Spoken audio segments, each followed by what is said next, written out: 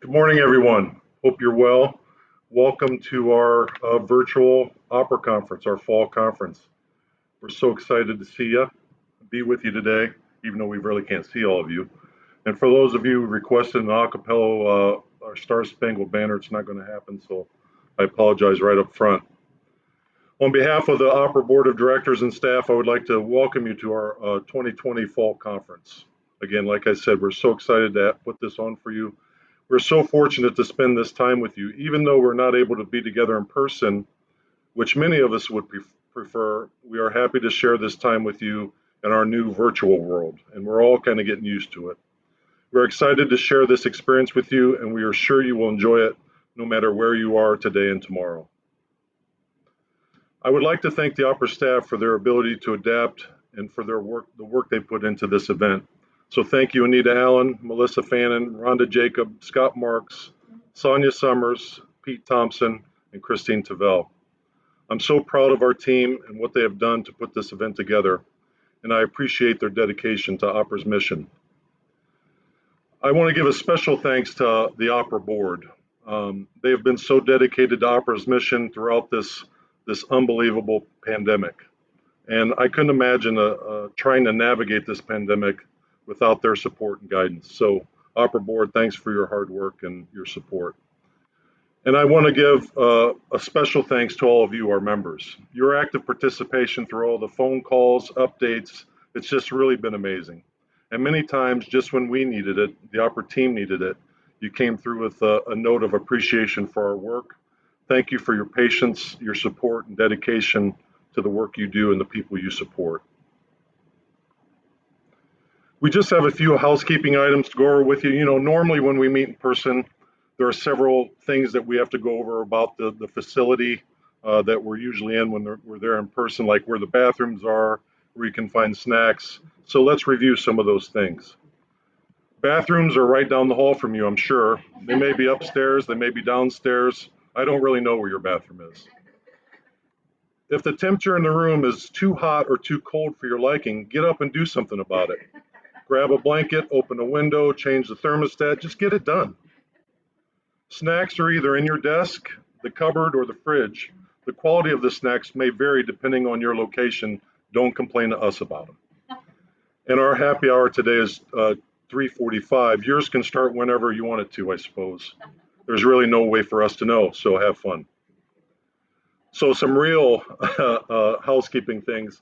I just want to give a big thanks to our sponsors and exhibitors. You will automatically be entered into a $100 Visa gift card drawing when you visit each booth. So please support them.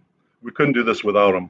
And check them out by simply clicking on the exhibitor icon. We hope you like the swag boxes that we sent you. And if you haven't gotten yours yet, you'll get it very soon. The swag is from our platinum sponsors, Brady Ware, Britco, Hutchison, and Voorhees. A special thanks to our gold sponsors, Safe Dose and In Social Risk Advisors, and also a thank you to our silver sponsor, DCI. Thanks for helping make this event happen. Your virtual lunch is sponsored today by Insignia Business Partners and Momentum Telecom. For those of you seeking CEUs, instructions will be given to you during each session on how to obtain your CEUs. Christine just went over how you get your CEUs for the keynote just a little bit ago. And we're also very excited about this year's awards. You know, typically we like to bring the folks in who win the awards and recognize them in person. Obviously, we're unable to do that. The awards ceremony video and their inspiring stories will become available for you today here on this site and also on our website. So please take the time and let's celebrate those great folks. We also have a unique happy hour experience for you this afternoon. Please attend our virtual happy hour today, sponsored by Gallagher at 3:45. It's open to everyone. It's going to be a memorable event, so I've been assured you will not be disappointed. So that's it for our housekeeping updates. If you have any questions, please use the chat. We have our folks monitoring that. I want to start my remarks by just saying how proud I am of Opera's members and Ohio's provider community. At the beginning of the year, we had big dreams about what we could accomplish. We believe we had strong partnerships with DODD and Ohio's county board system, and we wanted to take on big issues like simplification and the DSP wage issue and improving the trust for Ohio's providers. Director Davis and I had many conversations about what we could accomplish in this year. In early March, obviously, as you all know, our priorities shifted in a drastic way. I hope you don't mind indulging me a bit as I reflect about the events of this year for a moment or two. I remember sitting in the lobby of a downtown Columbus hotel waiting to leave a meeting, or to have a meeting rather, when it was announced that the Arnold Sports Classic was going to be canceled. I walked out of there with a strange feeling, and it was the kind of feeling that I remember when 9/11 happened. It was a feeling of not really knowing what's going to happen next. We had no idea what to expect, no clue how to react, but I felt a need to work with you to come up with a plan. I remember an early conversation with Director Davis. It was a conversation where we talked about our belief that providers will rise to the occasion. Where the local relationships between providers and county boards are strong, those relationships as a result of this virus will be stronger. Where those relationships aren't so strong, we have to help navigate those challenges. This was truly an all hands on deck situation. Every single person in our system, we felt, played a crucial role if we're going to be successful and see our way through this. And this continues to be true today as we continue to battle this virus. We thought that one of the keys at the beginning of this was getting back to basics. What's most important to people? And you guys did such a wonderful job at getting back to those basics. The basics are caring for the people you support and caring for each other as professionals. It was crucial that you as a team took care of each other and kept each other's spirits up. And that, again, continues today. There were many meetings and conversations about how we can help lessen the administrative burden on providers, clear a path so you can focus on keeping people healthy and safe. We were all scrambling to find PPE, and many of us still are, and we were also looking for ways to financially support the providers to keep as many people engaged as possible. Again, we needed all hands on deck. I clearly remember an early meeting that Trish Otter, an OPRA board member and CEO of United Cerebral Palsy of Greater Cleveland, she set up a meeting with Ed Matthews of United Cerebral Palsy of New York. And at that time, New York was right on the edge of major issues and a widespread virus outbreak. It was really horrible up there. And we talked about the importance of supporting staff and how to navigate the challenges that the virus presented. That meeting led to the OPRA team to start to think about how can we communicate with our members? How can we give them the tools they need to be successful? From that meeting, we started to talk about 3 things that you can do to help your staff confront this situation. And these are 3 things, if you listen to the Friday calls, I talk about over and over and over. And those 3 things are inform, support, and empower. If you inform your staff, keep good information, be honest with them to be transparent. If you support them by checking in and making sure they're okay and empower them to make decisions, you will be better off throughout this situation. We also wanted to break down this situation into manageable parts as much as we could manage. We came up with these phases of the virus. The phase 1 was planning. We did a lot of planning in the first few weeks. There were many meetings, 7 days a week. We were working together to come up with a plan on how we can support Ohio's providers. Phase 2 was the implementation of those plans. Phase 3 is the recovery that we still haven't actually realized, obviously. And phase 4 is a new reality. When we come out of the virus, what does our world look like? And it feels like in the phase 2 and phase 3, we're kind of stuck in the vortex and actually phase 1 of planning, implementation, recovery, planning, implementation, recovery. And I think we'll be there for a little while longer. We got to hang in there. We talked about the importance of checking in and supporting each other. There are many times I had members call me and say that they're struggling, or they may sense that I was struggling. They would check in. We're at a time that none of us have lived through, and we're being tested, and most people can handle anything when they have a friend or support by his or her side. At one point, I asked our board chair, Jamie Steele, why didn't you tell me that there was going to be a global pandemic when you hired me for the job at OPRA? And he said very wisely, you didn't ask. That was a good answer, I thought. I have used many different phrases and quotes during this time, like, we are swimming in the swamp of contradictory information.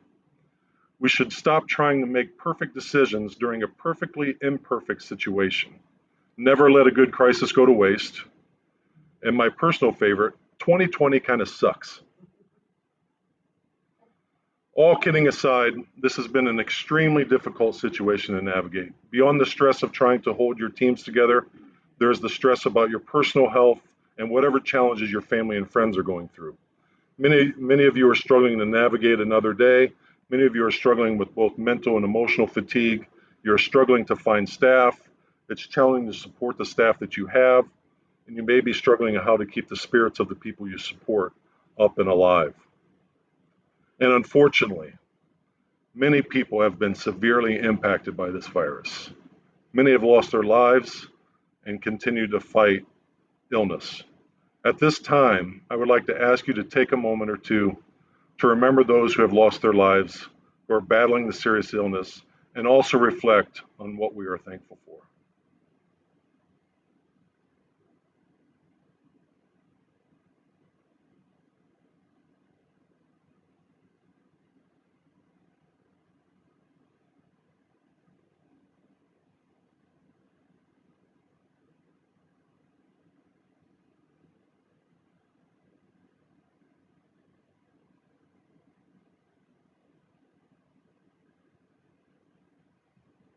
Thank you very much. So, where do we go from here? What's next?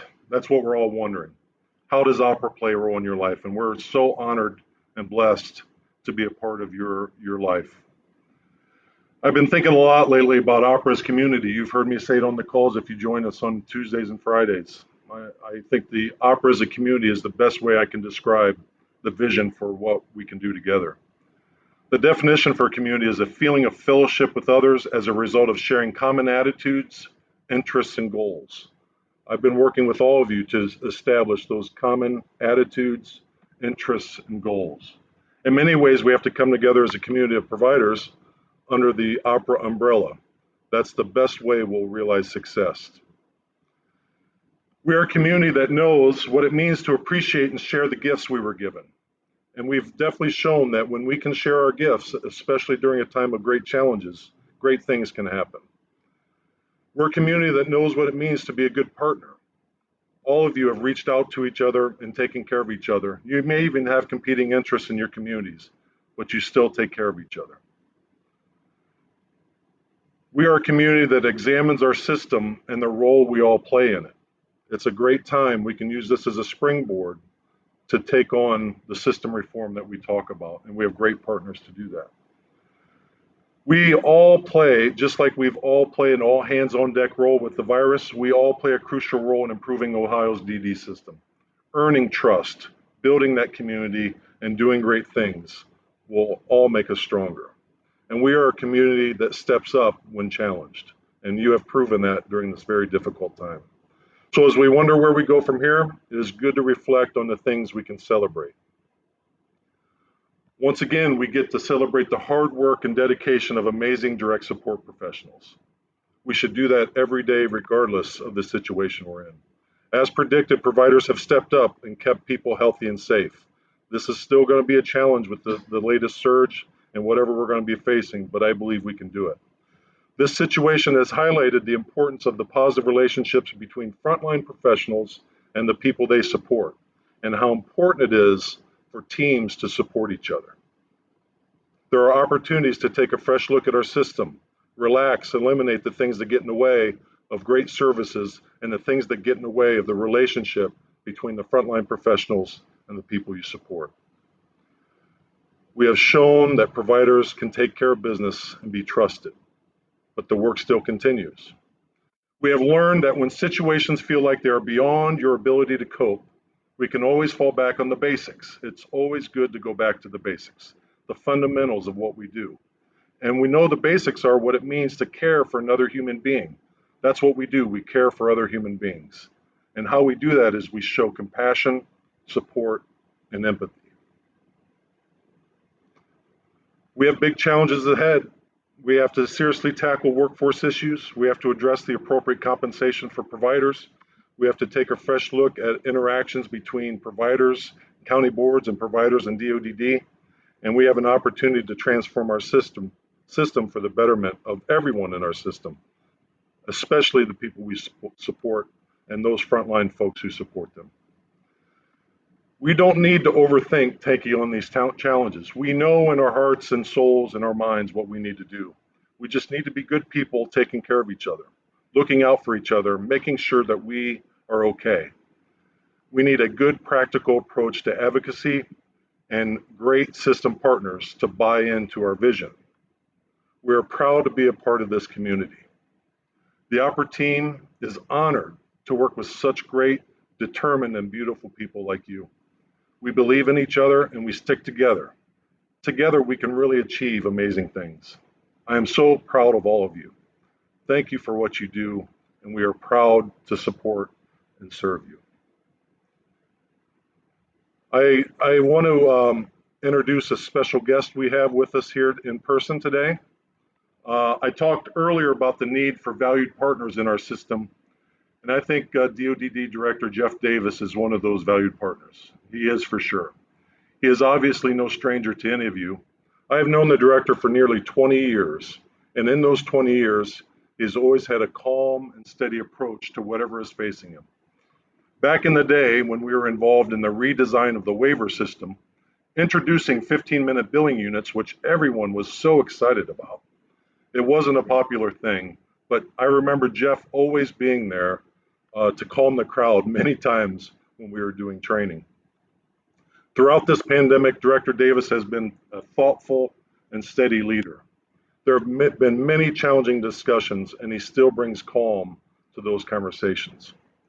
We have talked about our dreams for a reform system, and I believe both he and I are on the same page and want to move beyond the words and get to action and start moving the needle. We are honored to have Director Davis here with us in person, and he's going to share a few words with you and introduce a special surprise presentation. Director Davis?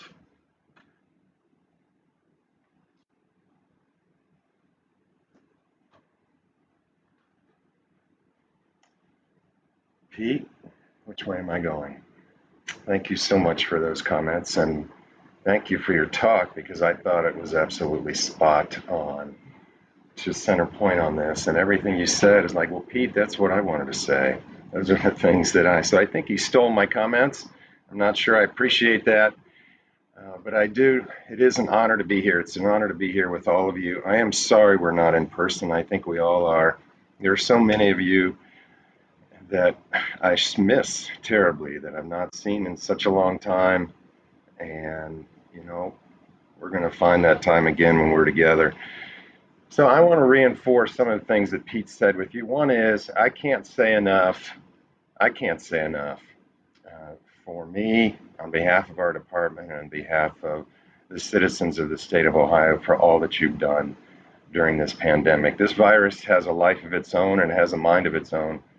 And so we want to have a playbook.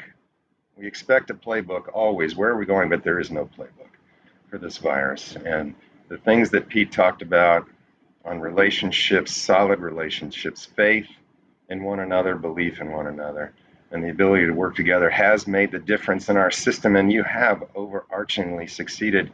And because I believe with all my heart, what matters most is what happens on the ground. I can't say enough for what you have done and how you've tackled this issue. You and your teams that can't be present today to be part of this conference, they have to know how much we appreciate all that they do and what they've done. But we're not finished, are we? We're not finished with the virus. And you can tell, and we can all tell in the community at large, that people are tired. They are fatigued and they're bored with it. And you can see the spike probably is in direct response that people are just, they've had enough.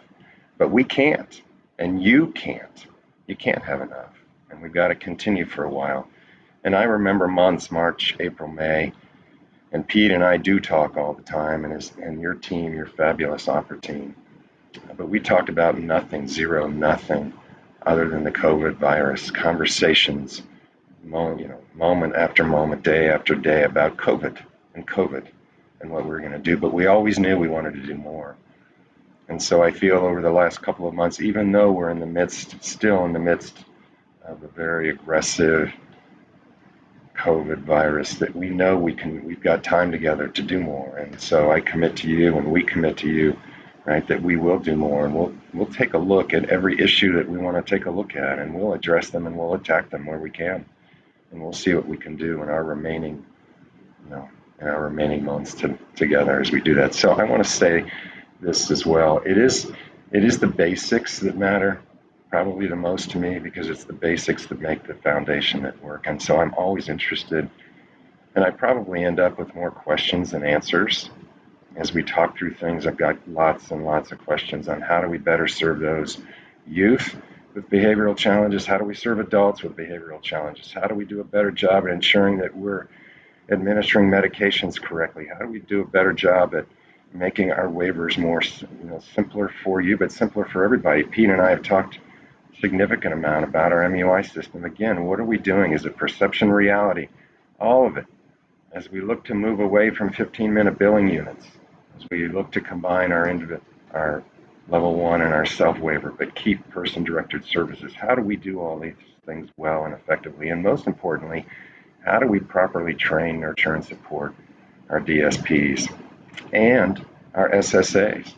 And I hope you can see over the last year and a half, even though we've been interrupted in such a sort of unexpected but yet vicious way, we are looking to build consistency as much as we can across the state of Ohio. Consistency where that consistency is merited, not consistency for consistency's sake, but again, when we value local government in Ohio like we do, like Ohio does, there are two sides to that coin. One is the wonderful side of action taken locally and the relationships locally and the power invested, right, in our local systems. But the other side is we are a statewide system.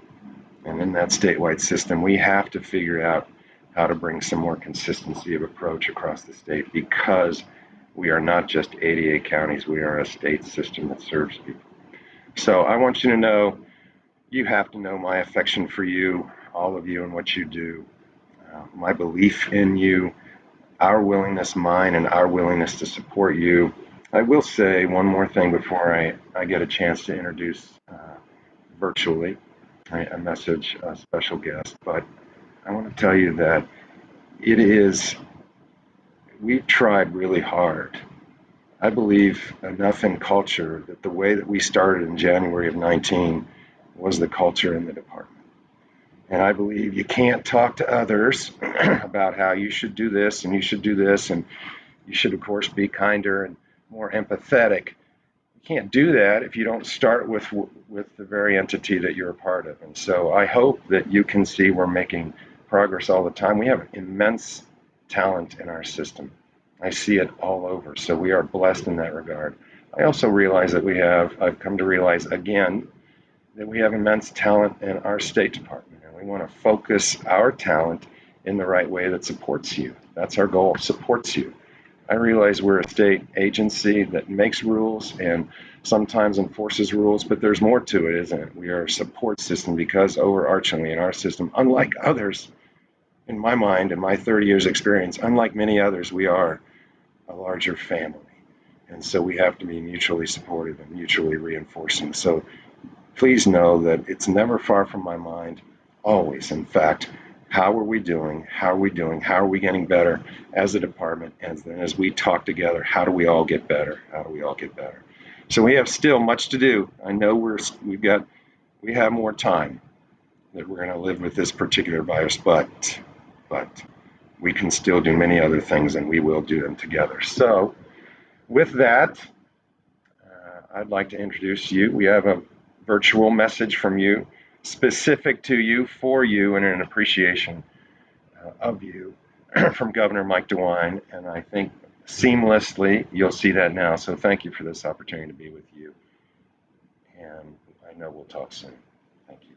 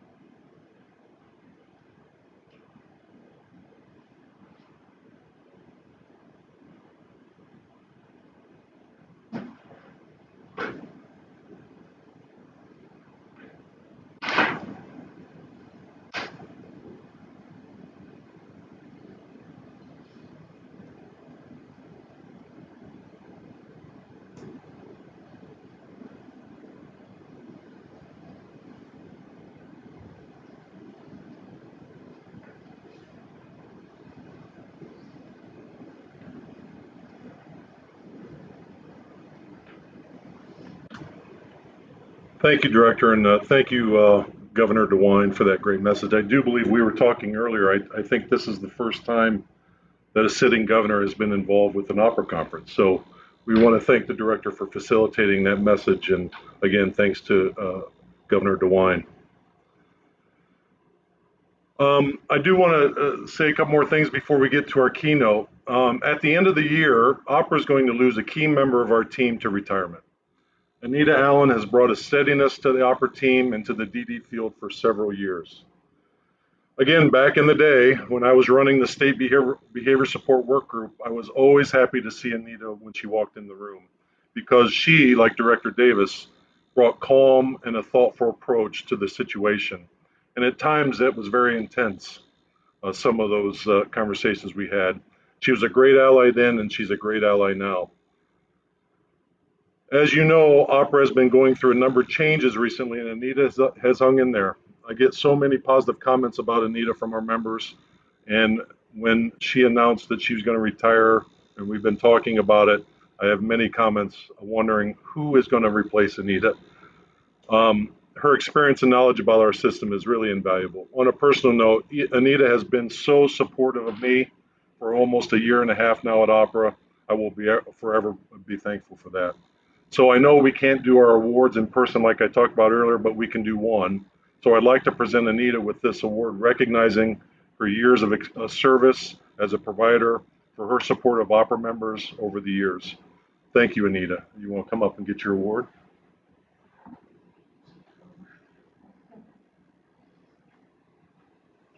like to say a few words, please feel free. Hi, everybody. This is a surprise.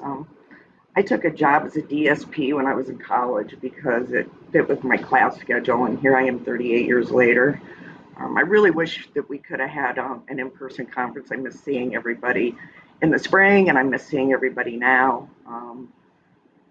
So I'm going to be done at the end of the year, New Year's Eve, so I'll have, I guess, a double reason to party a little bit on New Year's Eve.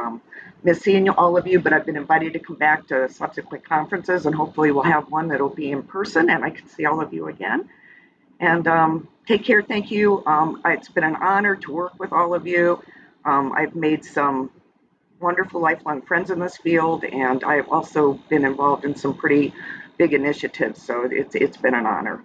So take care, everybody. Have a great conference.